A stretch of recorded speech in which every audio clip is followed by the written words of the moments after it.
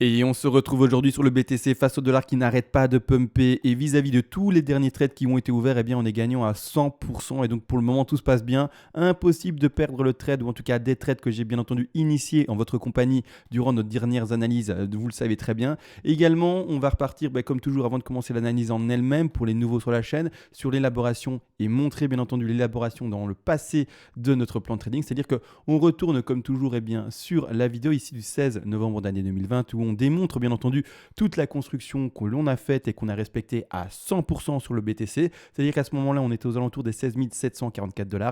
Extraction vers le haut, on a bel et bien retrouvé cette grande 3 en jaune, le retracement. La 3 se précisait à 19 600, 19 900 $ selon les échanges. Le retracement de la 4 pour retrouver le niveau d'achat qui est en rouge, c'est-à-dire le niveau de support en Fibonacci 23,6%.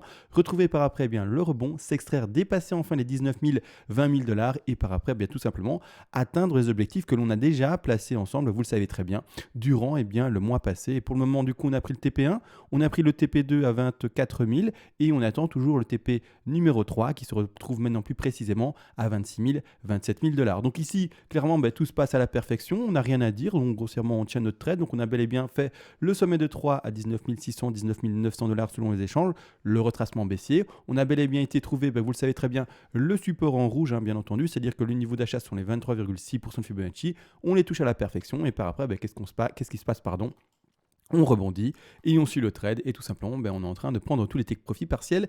Également, il y a un trade également plus petit qu'on a ouvert il y a de ça maintenant 2 jours, c'est-à-dire le 24 décembre et on va bien entendu en parler durant cette vidéo mais pas tout de suite, on va faire ça plus précisément durant le développement plus complet de cette analyse-ci. Malgré tout, avant comme toujours, il y a une toute petite intro et ensuite également, encore et toujours, on ne va pas le changer, les remerciements. Et on se retrouve sur le BTC face au dollar bien entendu aujourd'hui qui pump très fortement. Vous le voyez, on est déjà à 25 000 $ et plus. On espère bien entendu atteindre ce dernier TP. Malgré tout, avant de commencer l'analyse, on va proprement parler, je dois remercier les personnes qui font des donations. Vous le savez, ces personnes qui font des donations, elles le font pour soutenir tout le partage que je fais, le travail finalement que je fais également pour nos petits abonnés. Vous le savez également, c'est très chronophage, c'est-à-dire que grossièrement, là devant mon écran, je prends déjà 20 à 40 minutes. En plus de ça, après, il y a la pédagogie également que j'essaie de vous partager, le travail en amont, c'est-à-dire le travail graphique, sinon j'aurais rien à vous présenter et rien à discuter avec vous. Également, après, il y a le montage vidéo, l'upload de la vidéo également sur YouTube et également la création de la miniature. Tout ça, c'est extrêmement chronophage et ceux qui se disent, oui, c'est Emma, le petit gars en vidéo ici, il m'apprend des choses, j'apprends une méthodologie, j'apprends également comment peut-être analyser le cours. Bref, si vous apprenez des choses et que vous voulez réellement aider la chaîne, vous pouvez, bien entendu, quelqu'un qui est récompensé, on va pas le cacher, c'est quelqu'un qui va être très endurant. Ça fait déjà 3 ans qu'on est ensemble et j'espère que ça va durer encore pas mal d'années et que peut-être qu'il n'y aura jamais de fin et que je ferai ça jusqu'à ce que j'ai 70 ans. Ça, c'est pour rigoler, on verra bien entendu, mais à mon avis, à un moment, je vais arrêter.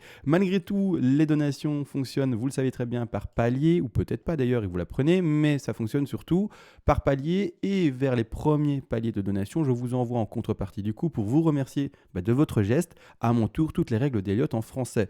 Je rappelle, ce PDF, je l'ai écrit de manière très concise. L'objectif n'était pas de faire 400 pages illisibles et non accessibles. L'objectif, au contraire, c'était de faire une trentaine de pages, lisibles pour tous, accessibles pour tous. L'avancé et le plus confirmé s'y retrouveront. Et également, vraiment, n'allez qu'à l'essentiel, pas faire du froufrou, des phrases en trop et de la dentelle. Vraiment à l'essentiel pour que vous soyez par après le plus vite autonome et également, bien entendu, avec l'appui de mes vidéos. Maintenant que tout ça a été vu, etc., on part enfin dans le vif du sujet. Je ne vais pas forcément en début de vidéo, m'attarder sur les grandes figures. Les grandes figures, on les voit rapidement en début de vidéo, ça a déjà été fait, retracement de 23,6, après extension, on va chercher les 3 TP, etc. Bref, ce trade-là, il est vu, revu et revu, et il est méga simple. Maintenant, en tout cas, c'est plus possible de le perdre.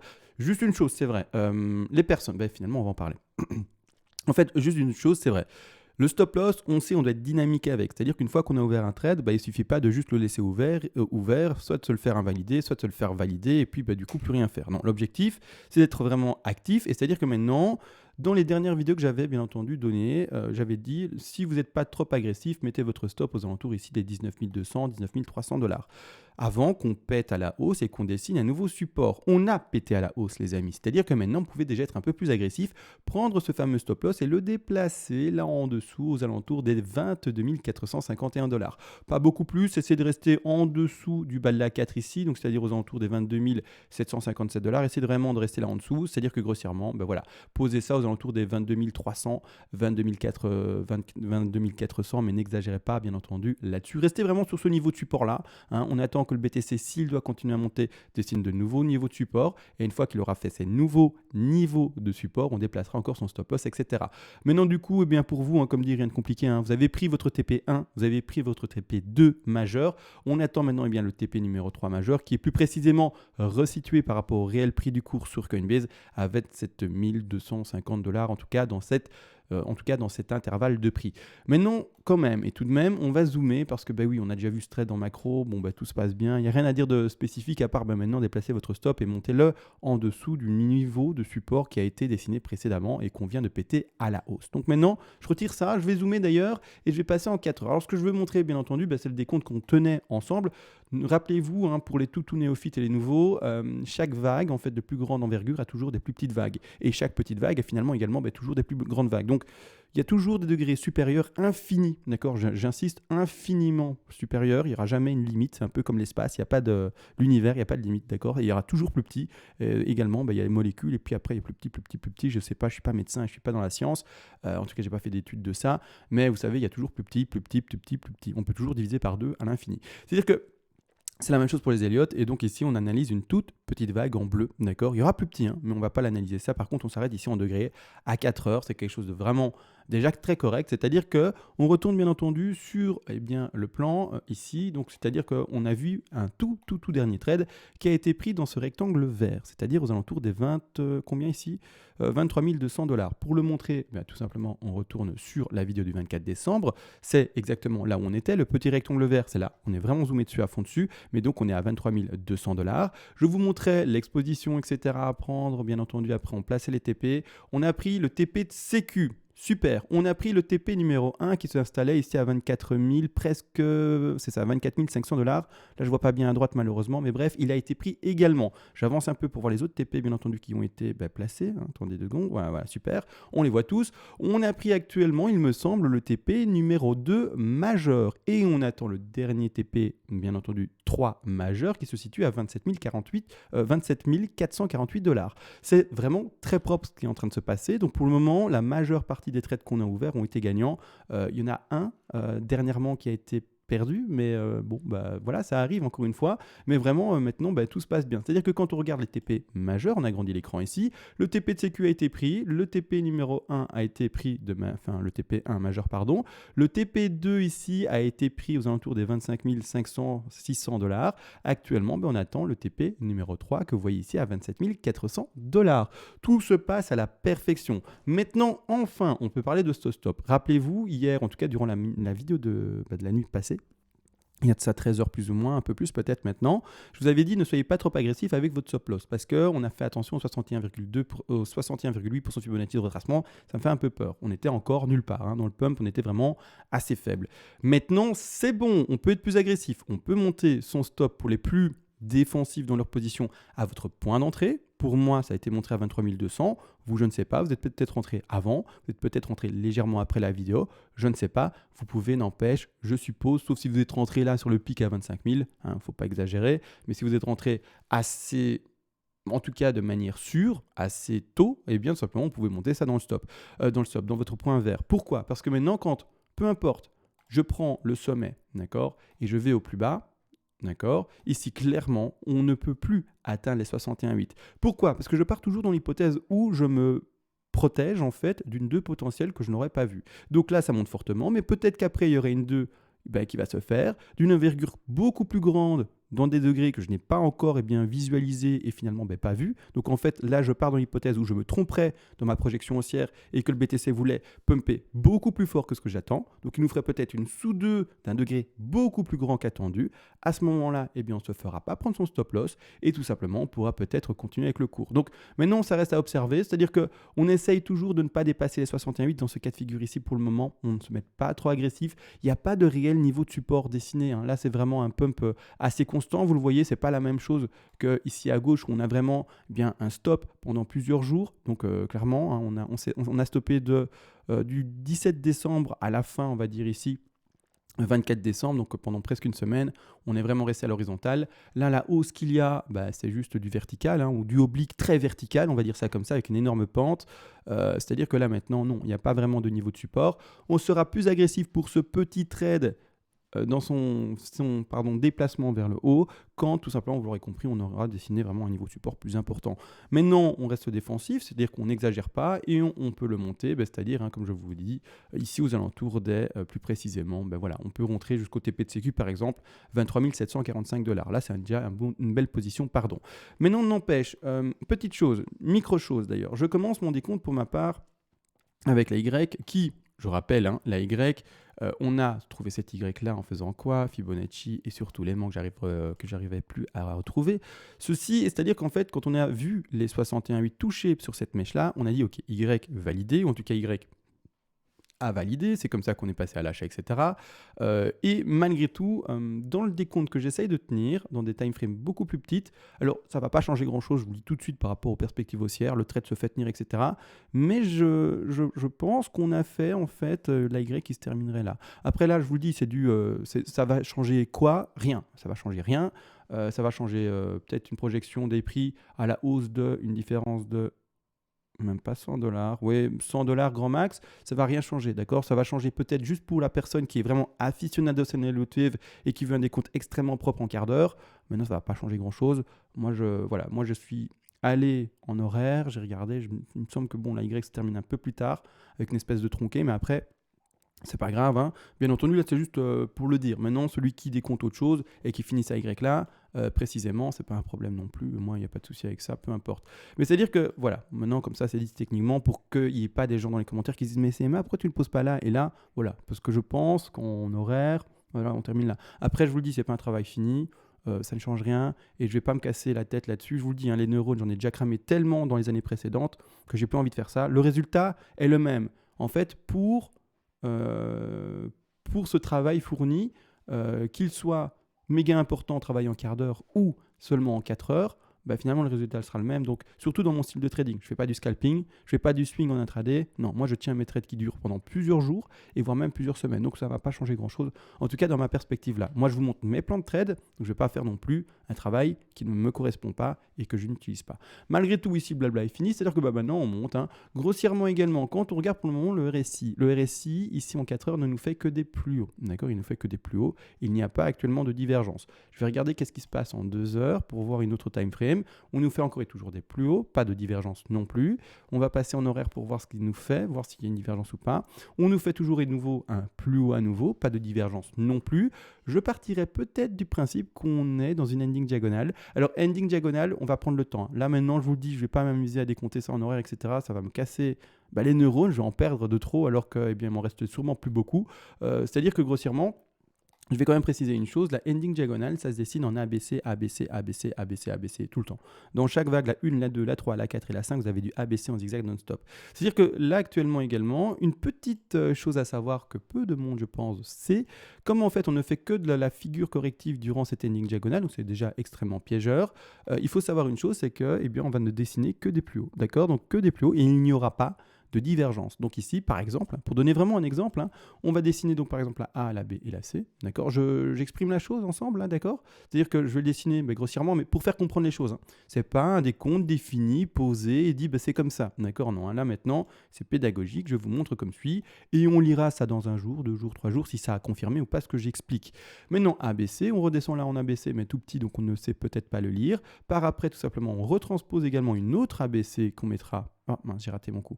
J'ai voulu faire un copier-coller, mais ça ne sert à rien en fait. Une autre ABC qu'on intégrera ici, A, B et C. On aura peut-être une correction à nouveau à la baisse. Donc je vais essayer de l'illustrer avec une petite flèche. Je vais retirer justement la flèche. Je vais mettre dans la même couleur que le RSI. On aura à un moment une petite correction. Ah, j'ai pas réussi à retirer la flèche. Bah mince. Voilà, j'ai retiré. Petite correction. Par après, encore une fois, on aura l'extraction vers le haut du RSI, d'accord.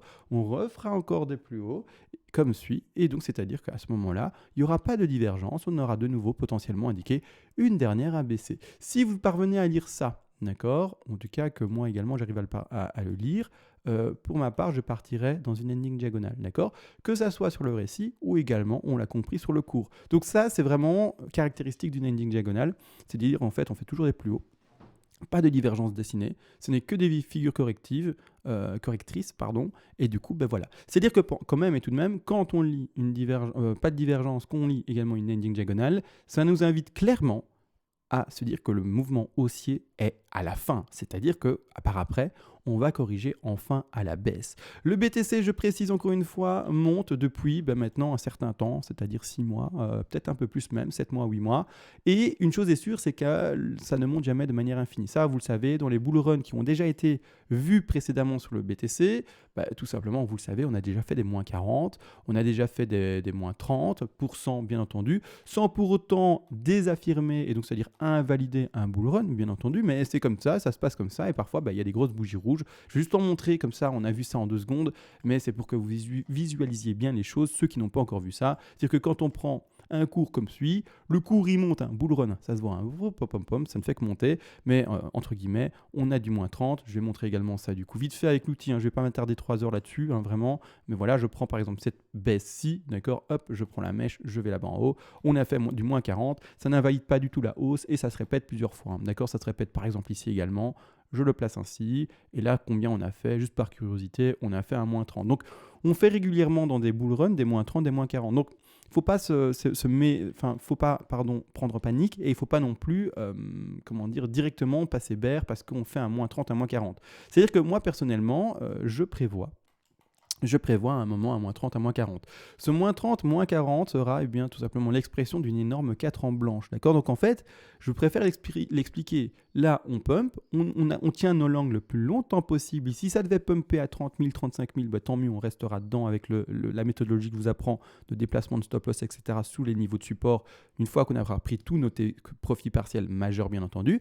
C'est-à-dire qu'à un moment, on ne sait pas maintenant, nous on espère que ça fait que monter, bref. Mais à un moment ça va corriger. Quand ça va corriger, d'office notre stop va se faire prendre, on sera sorti de son trade finalement haussier. On ne prendra pas de short, on ne fera pas de pari baissier en trade. Ça c'est important à comprendre, c'est le meilleur des pièges. Essayez de choper un top, bref. Il y a des gens qui ont essayé, j'ai lu des commentaires récemment, et vous faites ce que vous voulez, c'est pas un problème, chacun est adulte, chacun fait ce qu'il veut. Si vous faites du scalping, du swing trading en horaire ou des choses comme ça, vous faites, il n'y a pas de problème. Moi je ne suis pas là pour vous juger, je suis là pour donner des conseils, surtout aux néophytes. Si vous êtes avancé, que vous voulez faire du short, du long dans tous les sens, vous le faites. Moi, mon discours est surtout également axé de manière pédagogique et également axé sécurité pour les personnes néophytes. Maintenant, si vous savez que vous êtes avancé, vous êtes en freelance total, vous faites ce que vous voulez, vous êtes libre et j'ai rien à vous dire grossièrement, d'accord? Vous faites ce que vous voulez. Malgré tout, ceux qui sont avec moi, néophytes ou en tout cas qui essayent des trades à long terme, c'est-à-dire plusieurs jours et plusieurs semaines à tenir, on ne va pas jouer bien entendu le short. Les shorts, c'est des mouvements courts en termes de temps la plupart du temps, donc on ne va pas s'amuser à faire ça. C'est-à-dire que tout de même, cette 4 va s'exprimer et nous faire un moins 8000 et un moins 10 000 en très peu de temps normalement. Donc pas être surpris à ce moment-là. Donc on prendra à ce moment-là, quoi? Notre Fibonacci, on le placera au sommet. Là, peu importe, je vais le mettre là où la 3 en blanche est indiquée, à 29 000. Je ne dis pas qu'on va à 29 000. Je dis juste que là, pour la pédagogie, vous montrer quel niveau on va acheter. Donc, je mettrai mon Fibo, une fois que je verrai le top dessiné et qu'une fois que je serai sorti de mon trade à cause de mon stop loss qui aurait été, ou grâce à mon stop loss qui aurait été touché tout simplement, je serai hors de trade, je verrai les bougies rouges se dessiner, je n'essayerai pas de les prendre et de les shorter, j'attendrai tout simplement l'élaboration de la 4 et j'achèterai le niveau, en tout cas je passerai à l'achat en trading, on s'entend bien, attention, je ne parle pas d'investissement, attention encore toujours à ça, les investisseurs, je ne vous parle pas, je parle uniquement aux traders, il y a 2 discours et des méthodologies différentes que vous soyez investisseur ou trader. Mais bon, aujourd'hui, on va pas faire une vidéo là-dessus. C'est-à-dire que je vais acheter les niveaux de 50, d'accord? Comme ça, vous le savez, je vais ouvrir un trade là. Mais non, n'empêche, une question a été posée. CMA, imagine, on ne va pas chercher les 50. On est plus faible. Je retire les TP là? Ouais, mais si. J'étais en train de pas réfléchir, retirer les TP, ça me gênait. Bon, ben voilà, ils sont retirés. Bon, peu importe. La question a été posée, CMA, imagine, voilà, ben en fait, on descend, on ne va pas chercher les 50, on rebondit avant. Peu importe, on rebondit avant à 23,6, c'est léger, mais bon, peu importe, on rebondit avant. On va poser à 38,2, d'accord? Comment est-ce que tu vas acheter, d'accord? Tout simplement. On va bien entendu analyser les sous-figures, d'accord? Alors à ce moment-là, on partira soit sur une flat, soit sur une zigzag, soit pardon, une zigzag, soit pardon, peu importe, une triangle ou quoi que ce soit. Un peu comme on a fait en fait sur cette vidéo-là, d'accord? Donc ici, montre-moi vite s'il te plaît la WXY, facilement, un peu comme ici. On a identifié une WXY et on est passé à l'achat quand on a identifié la Y. Alors là, c'est pas vraiment bien zoomé. Hein. Il n'y a pas plus zoomé, super. Donc WXY, d'accord? On fera le même travail. Donc quand on va analyser la 4 et qu'on verra, eh bien, par exemple, une figure finie, potentielle, etc., si ça se termine à 38,2 et qu'elle nous dit ben voilà, il y a un trade à tester là parce que clairement c'est une belle figure bien dessinée, etc. Eh bien on le fera, d'accord? Si, eh bien au contraire, on ne voit pas de figure propre, eh bien on ne le fera pas, d'accord? C'est encore une fois le trading, c'est comme ça. Heureusement pour nous, on rentre souvent dans des bonnes opportunités et je ne vois pas pourquoi à ce moment-là, on serait devenu nul, entre guillemets, en analyse et qu'on n'arriverait pas non plus à rentrer dans l'opportunité. Maintenant, encore une fois, je rappelle, n'empêche, l'objectif d'un trader, c'est pas de rentrer dans tous les trades, c'est de rentrer uniquement dans les trades qu'il a calculés à l'avance, qu'il a prévu à l'avance, c'est-à-dire que le cours fait ce qu'il a prévu. C'est bête, mais c'est comme ça. C'est-à-dire que nous, c'est ce qu'on a fait. Hein. Le cours a fait ce qu'on a prévu, c'est-à-dire que regardez, j'aurais agrandi l'écran du 16 novembre, le cours a fait ce qu'on a prévu. D'accord, il a été cherché ici les 19 006, 19 009, il l'a corrigé, été recherché de nouveau, c'est 23% de Fibonacci d'achat, donc ils sont cachés maintenant ici. D'accord, on a bel et bien été chercher, on a bel et bien fait l'extraction, on monte bel et bien, on est bel et bien en train d'aller chercher les zones haussières qu'on avait définies. Donc le cours en fait fait ce qu'on a prévu dans notre plan, d'accord? Je ne dis pas qu'on dicte ce que le BTC fait, mais notre analyse est assez bonne que pour pouvoir se calquer sur ce que le BTC a fait, d'accord? Donc je ne sais pas si je l'exprime bien, mais entre guillemets, on travaille tout à l'avance. Si le BTC rentre dans notre plan, tant mieux, on est gagnant. S'il ne rentre pas, tant pis, on est perdant. Heureusement, la plupart de notre plan de trading se calque plutôt bien sur les mouvements du BTC. Donc c'est ça que j'explique, d'accord? On va prendre le temps et temporiser pour la 4. Si elle devait se faire plus faiblement, on rentrera plus faiblement sur une lecture d'une figure plus propre. Maintenant, n'empêche, statistiquement, on devra retrouver des grosses bougies rouges normalement et retrouver de nouveau une zone d'achat.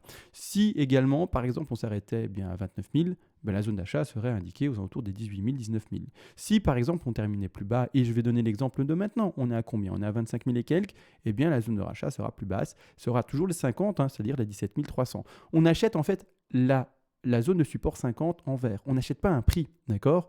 C'est-à-dire que je ne vais pas vous dire maintenant, le dip, ou en tout cas le crash, va se faire jusqu'à ce prix-là. Non, d'accord? On achète les 50. On établit le Fibonacci sur nos bougies et on achète les 50. D'accord? Vous comprenez ou pas? On s'en fout en fait du prix. D'accord? On verra où c'est réellement fini le BTC. Peut-être que le BTC va pumper jusqu'à 33 000 pour donner un exemple. Et on achètera du coup toujours les 50, c'est-à-dire le prix ici des 20 000. On peut arrondir à 21 000 ici. Donc voilà, on achète les 50 et on n'achète pas un prix. D'accord? C'est ça qu'il faut comprendre. Maintenant que tout a été dit à ce niveau-là, il me semble que je ne dois rien ajouter parce que c'est déjà très complet, déjà très propre. On a placé les stop-loss et on l'a déplacé également. Là maintenant, c'est plus possible d'être perdant dans le moindre trade qui a été exprimé sur cette chaîne-ci, donc tant mieux. Également un petit mot par rapport à la vidéo que j'ai fait d'intro, par rapport aux analyses chartistes simples, ça a été très bien accueilli. Merci à tous bien entendu. Ces vidéos-là, je le reprécise, vont pas du tout remplacer les analyses d'Elliott Wave. Elles vont être postées, je le reprécise, en pleine nuit, à 3h du matin, quand il n'y a pas d'audience. D'accord? Il n'y a personne. Il n'y a que les personnes sur les autres continents qui m'écoutent et qui sont francophones. Mais je vous le dis, ça fait une audience de rien du tout. Ça fait vraiment pas beaucoup.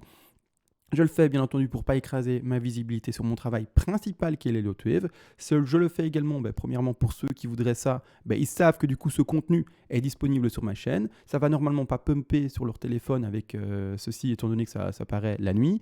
Et surtout que le matin, il y aura d'office une nouvelle vidéo Elliott Wave qui va réécraser finalement cette vidéo-là. Donc elle sera disponible sur la chaîne sans pour autant déranger les gens normalement. Voilà, comme ça vous le savez. Donc ça va apparaître la nuit, ça va déranger personne et ceux qui sont curieux de l'avoir peuvent l'avoir.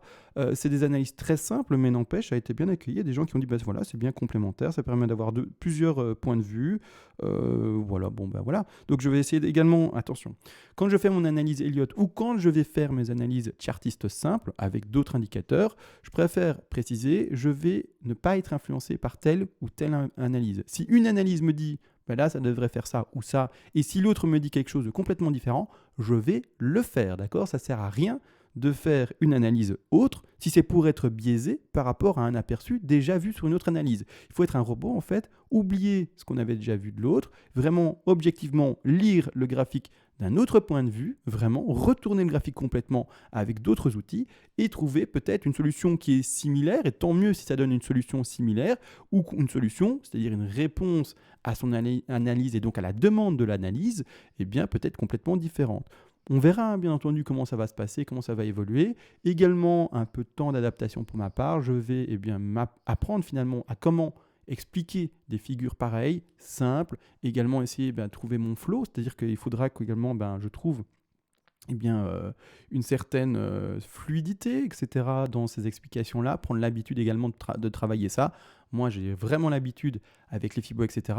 C'est un travail différent. Il me faudrait un petit temps d'adaptation, mais c'était déjà pas mal. Hein. Première vidéo était vraiment déjà pas mal. Je trouvais que c'était bien. J'ai fait que 2 ou 3 rushs avant. Hein. Vous le savez pas, vous. Hein. Vous voyez le résultat final. Mais en fait, il y a eu 2-3 rushs. J'ai commencé à parler et puis je me dis, oh non, c'est nul le début. J'ai recommencé. J'ai refait. J'ai balbutié. J'ai recommencé. J'ai retrouvé de nouveau le début nul. Bref, vous avez compris. Il y a des rushs que vous ne voyez pas, que je supprime du coup, et voilà, et jusqu'à ce qu'il y ait un résultat plutôt potable, ou en tout cas que j'apprécie. Sur ce, tout a été réellement dit, merci à l'accueil bien entendu. Les commentaires également, n'oubliez pas de mettre un petit merci ou un petit mot, hein, ça fait vraiment beaucoup de référencement supplémentaire pour la chaîne. Si vous voulez aider la chaîne, c'est qu'un petit plus, hein, vous mettez 2 secondes à écrire un petit mot. Vous avez regardé 30 minutes de vidéo et ce n'est que du plus pour vous, pour moi, parce que du coup, ça va continuer à développer notre communauté, bien entendu. Sur ce, tout a été dit, la logorée en fin de vidéo, voilà, elle est faite et elle est enfin finie. Je vous souhaite à tous une bonne soirée, peut-être à cette nuit. Je vais regarder si je vais refaire une vidéo simplifiée du coup, mais je pense pas parce que comme il y a déjà eu la vidéo en pleine journée, je ne vois pas ce que je pourrais dire de plus ou apporter directement de plus. Là, j'ai pas trop d'inspiration. Demain, j'en aurai plus. Maintenant, sur ce, réellement, bonne nuit. Fini la logorée à tous et ciao.